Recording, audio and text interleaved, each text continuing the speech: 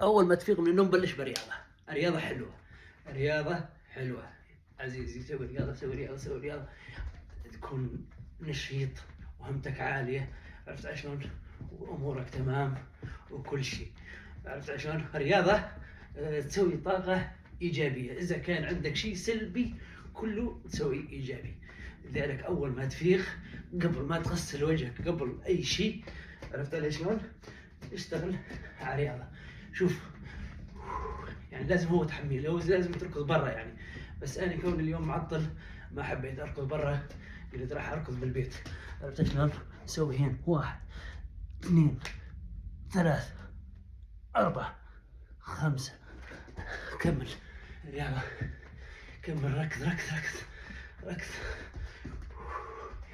هو لازم تركض اقل شيء 40 دقيقة برا. ما عرفت علي شلون؟ مع ذنا الحركات.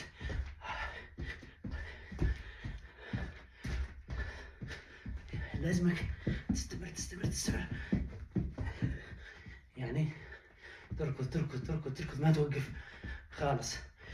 علي الحلال، شوف، تبدأ يومك برياضة، يومك يكون روعة روعة وجميل جميل جميل جميل جميل. نرجع نسوي سادس. 1 2 3 4 5. كمل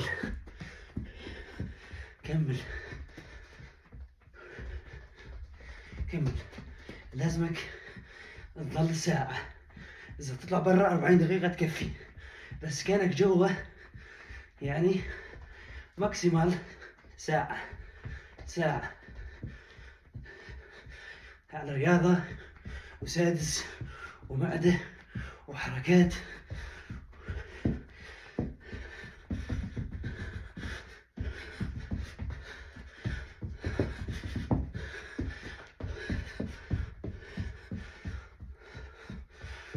وراح اطفي فيديو عشان ما اطول عليكم.